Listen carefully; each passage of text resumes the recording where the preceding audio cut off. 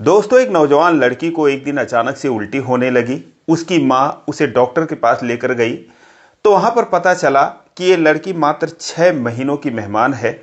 इसको एक घातक बीमारी हो चुकी है। दोस्तों, उसके बाद अब माँ बेटी बहुत निराश हो जाते हैं, घर चले आते हैं। बेटी जो है बहुत परेशान थी, बहुत सीधी सादी, बहुत भोली मासूम सी वो बेटी थी, जिसकी उम्र अभी मात्र 21 साल की थी। उसकी माँ उससे कहती है कि बेटा जो भी इच्छा करे खाने पीने का बता दो, जहाँ भी घूमने का मन करे बता दो, जो भी पिक्चरें तुम्हें अच्छी देखनी है वो देख लो। वो अपने बेटी का ढांढस बंधाती है और जो कुछ दिन बचे थे उसे वो बहुत प्यार दुलार देना चाहती थी।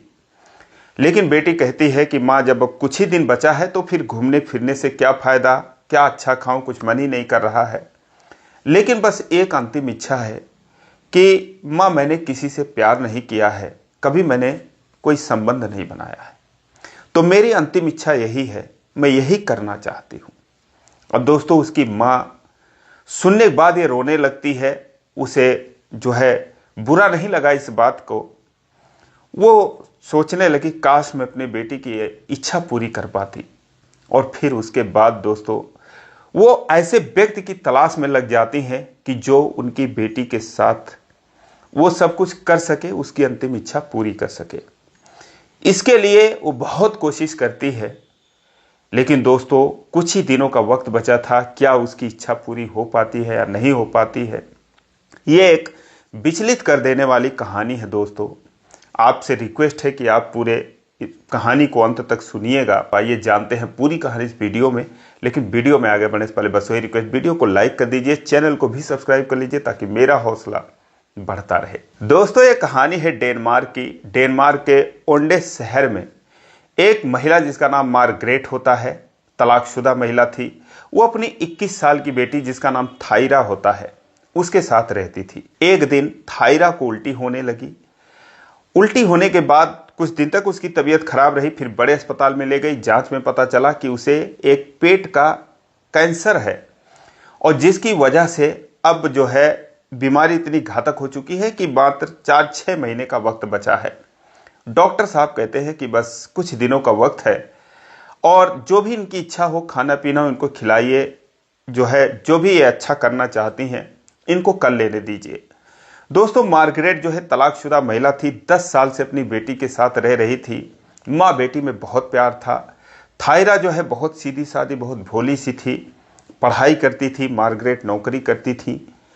लेकिन थायरा ने कभी अपने जीवन में उसने कोई दोस्त नहीं बनाया था, यूँ कहे किसी लड़के से प्यार नहीं किया था।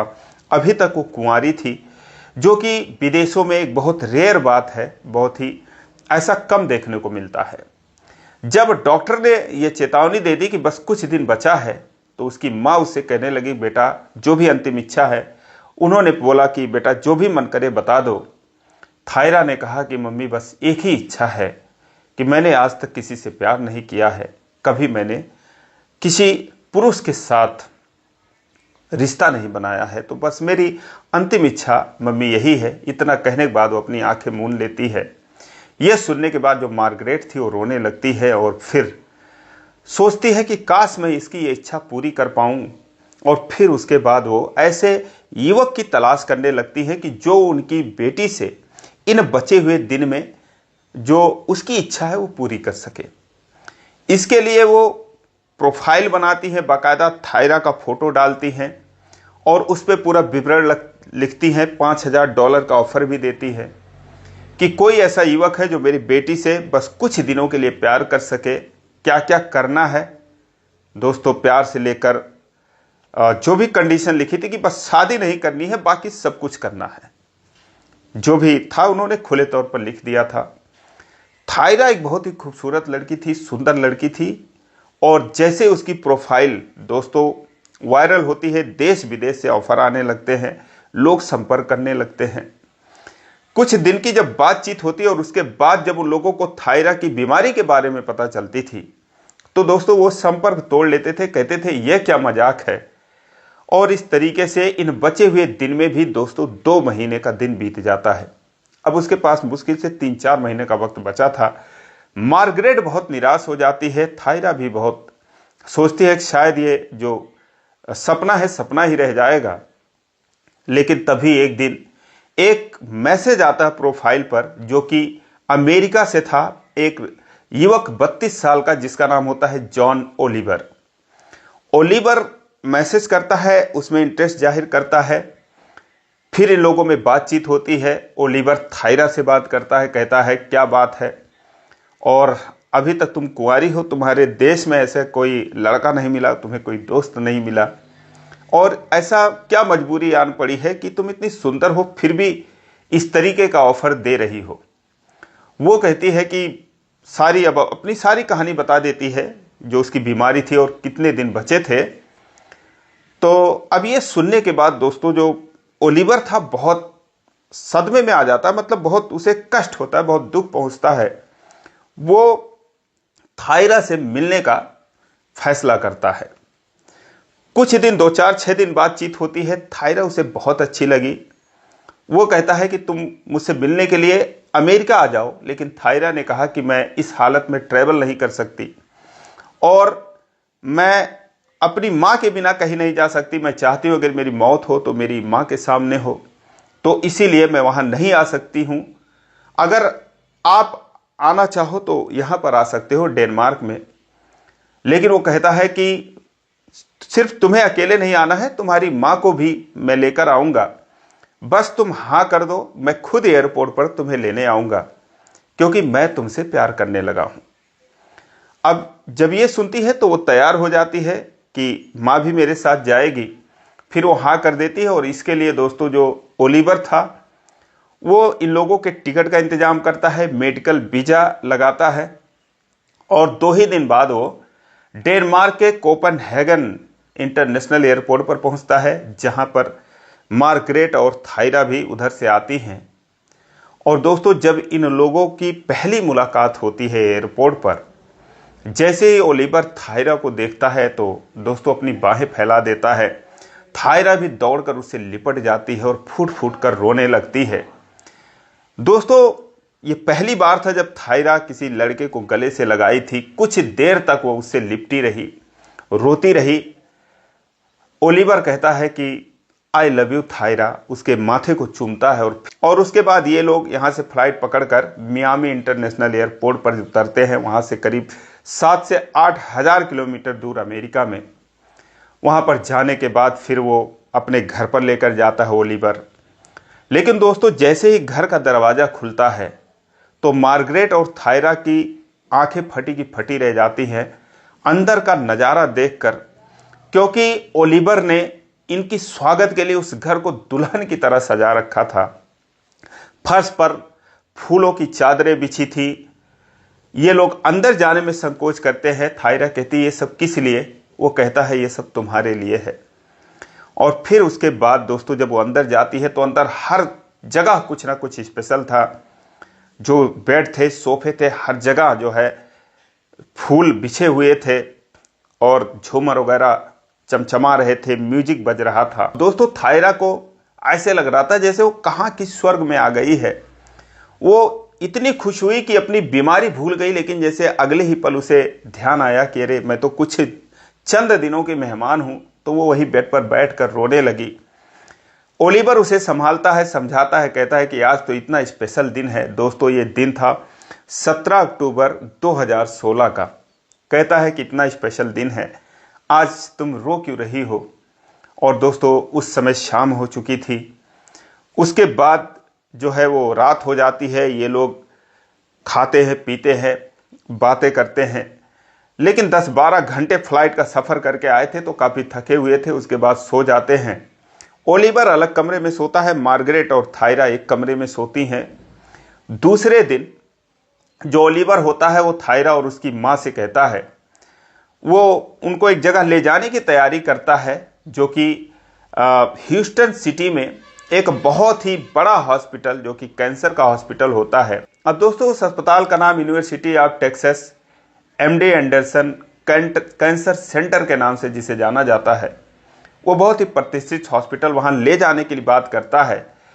तो मार्गरेट और थायरा कहती हैं कि अब कुछ उम्मीद नहीं बची है, तो फिर इधर उधर भटकने से क्या फ़ायदा। वो कहता है कि ठीक है, वहाँ पर जो डॉक्टर ने बताया है यहाँ भी दिखा लेते हैं, क्या पता बेहतर इलाज हो, बेहतर देखभाल हो। तो जो 6 महीने का वहाँ पर वक्त मिला है, यहाँ पर साल 2 साल का वक्त मिल जाए, हमारे पास इतना वक्त मिल जाए। वो कहती है सब किस लिए? कहता है क्योंकि मैं तो थायरा से बहुत प्यार करता हूँ, इसके लिए कुछ भी कर सकता हूँ।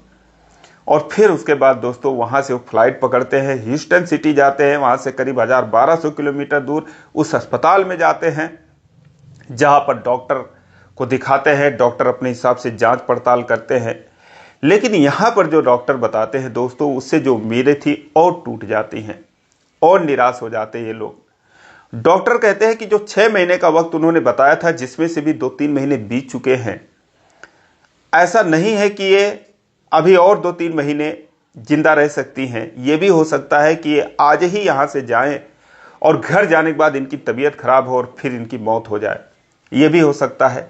और ये भी हो सकता है कि आज से 3 साल तक भी ये जिंदा रहें। तो इसीलिए कुछ कहा नहीं जा सकता है, इस बीमारी में कुछ भी निश्चित नहीं है। बस ये मान लो कि ये लाइलाज बीमारी है, इसका कोई इलाज नहीं है। तो इसीलिए जो है, आप जो दवा है दोस्तों, 1 महीने का दवा लिखते हैं और उसके बाद कहते हैं कि ठीक है, जाओ खाओ पियो, कुछ परहेज वगैरह बताते हैं और कहते हैं कि अगर सब कुछ ठीक ठाक रहा, मतलब उनका कहने का इशारा था कि अगर तुम जिंदा बची तो 1 महीने बाद फिर आकर दिखा जाना। फिर वो उसको लेकर वहाँ पर जाता है और उसके बाद दोस्तों दिन रात थायरा की सेवा में लग जाता है। उसे जो है हर खुशियाँ देना चाहता था। जो लोग अपने पूरे जीवन में प्यार करते हैं, वो सिर्फ उसे जो वक्त बचा था 2-4 महीने, उसी में वो थायरा से कर लेना चाहता था। इसीलिए उसे अच्छी अच्छी जगह घुमाने ले जाता है, मियामी बीच पर ले जाता है, जो कि जाना माना समुद्री बीच है। वहाँ पर जब जाता है तो लोग कैसे कैसे पड़े रहते हैं नंगे पुंगे। जब वो देखती है थायरा तो दोस्तों शर्मा जाती है। हालांकि वहाँ जो लोग थे उनके बीच में कोई लाज शर्म नहीं। वो कहता है कि क्या तुम भी ऐसे कपड़े पहनोगी? वो शर्मा कर उससे लिपट जाती, कहती नहीं, ऐसा मुझसे नहीं होगा। तो इस तरीके से दोस्तों छोटी छोटी खुशियाँ जो है वो थायरा को देना चाहता था। क्योंकि दोस्तों जो ओलिवर था वो एक 32 साल का युवक था। वो एक सॉफ्टवेयर आर्किटेक्ट होता है, एक अच्छी सी नौकरी करता था, करीब 2 करोड़ रुपए सालाना उसकी सैलरी थी।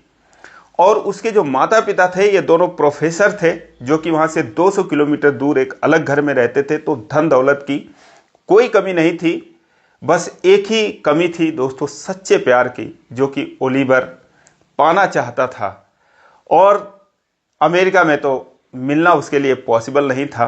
फिलहाल जब वो प्रोफाइल देखता है थायरा की और जब उसे ये बात देखता है कि बस कुछ दिनों का प्यार चाहिए, सच्चा प्यार चाहिए, तो उसे वो संपर्क करता है और इस तरह से इनकी मुलाकात हुई थी। और जैसे ही उनको लेने के लिए वहाँ जाता है डेनमार्क, तो यहाँ एक कंपनी को ठेका देता है कि मेरे घर को दुल्हन की तरह सजा दो। दोस्तों इसके लिए करीब वो 30-40 हज़ार डॉलर खर्च करता है और फिर दोस्तों उनके ये स्वागत में ये सब करता है। तो ये जो है वो ओलिवर की कहानी थी। अब दोस्तों 1 हफ्ते का वक्त बीत गया। जो थायरा मार्गरेट थी अलग कमरे में सोती थी, जो ओलिवर था अलग कमरे में सोता था। सारा कुछ देखभाल ये करता था, लेकिन जो अंतिम इच्छा थी थायरा की वो अभी तक पूरी हो नहीं पाई थी। वो दोस्तों एक दिन अब उसके माता पिता मिलने के लिए आते हैं ओलिवर के, क्योंकि महीने में 1 ही 2 बार इनकी मुलाकात हो पाती थी। वहाँ से 200 किलोमीटर दूर ये लोग रहते थे, पति पत्नी प्रोफेसर थे। तो जब वो मिलने के लिए आते हैं और यहाँ पर मार्गरेट और थायरा से मिलते हैं, तो वो जब इनकी कहानी सुनते हैं तो उन्हें बहुत दुख होता है। ऊपर वाले से दुआ करते हैं कि ये सही सलामत रहे, इन्हें कोई कष्ट ना हो। और अपने बेटे पर वो प्राउड फील करते हैं, कहते हैं बेटा बहुत अच्छा काम कर रहे हो आप। और फिर उसके बाद ये लोग दोस्तों वहाँ से जब जाने लगते हैं तो मार्गरेट को अपने साथ लेकर जाते हैं, क्योंकि ये लोग बातचीत करते हैं कि तुम मेरे साथ चलोगी तो कम से कम इन लोगों को प्राइवेसी मिलेगी। ये लोग अलग रहेंगे, अकेले रहेंगे तो शायद जो है जो थायरा की अंतिम इच्छा है वो पूरी हो सके। और फिर दोस्तों मार्गरेट जो है उसके माता पिता के साथ उनके घर चली जाती है। अब ये लोग हो जाते हैं अकेले। लेकिन फिर भी 2 दिनों का वक्त बीत गया, और जो ओलिवर था वो थायरा के साथ कुछ किया नहीं। एक दिन उसे दवा दे रहा था, थायरा गुस्से में आकर सारी दवा वगैरह फेंक देती है। ओलिवर कहता ये क्या? कहती है क्या करने के लिए लाए हो और क्या कर रहे हो? तो वो कहती है कि मुझे कुछ नहीं चाहिए दवा, मुझे बस प्यार चाहिए, मेरी बस यही इच्छा है। वो कहता है कि प्यार तो मैं करता हूँ थायरा तुमसे। कहती है नहीं, मुझे कुछ और चाहिए। अब वो खुलकर उसके साथ बोल देना चाहती थी। कहती है कि जब मैं मर जाऊंगी तब करोगे क्या? और उसके बाद उसे वो रिक्वेस्ट करती है, कहती प्लीज़, मेरे ज़िंदगी का कोई भरोसा नहीं है, जो मैं चाहती हूँ एक बार, उससे रिक्वेस्ट करने लगती है कि बस एक बार ओलिवर। और फिर दोस्तों वो कहता है कि इससे तुम्हारी तबीयत बिगड़ सकती है। वो कहती है भले ही मैं मर जाऊँ, तुम्हारी बाहों में दम तोड़ दूँ, लेकिन मुझे दोस्तों बस वो कहती है चाहिए तो चाहिए। अब ओलिवर जो है दोस्तों डरते हुए किसी तरीके से थायरा की अंतिम इच्छा पूरी करता है। उसके बाद थायरा दोस्तों बहुत खुश होती है, रोने लगती है, कहती है कि ओलिवर मैं मरना नहीं चाहती, मैं बार बार ये करना चाहती हूँ। उसे बहुत सुकून मिलता है। और दोस्तों उसके बाद वो वक्त बीतता जाता है, 1 महीने बीत जाते हैं, डॉक्टर के पास जाता है, दिखाता है। ऐसे ऐसे करके दोस्तों 1 साल का वक्त बीत जाता है। थायरा अभी भी दवा चलती है, वैसे ही रहती है। और ओलिवर जो है उसे हद से ज़्यादा, जी जान से ज़्यादा उसे प्यार करता था। थायरा भी उसे प्यार करती थी। और 1 साल का जब वक्त बीत गया, उन्होंने डॉक्टर से परामर्श लिया और उसके बाद दोनों ने शादी कर ली।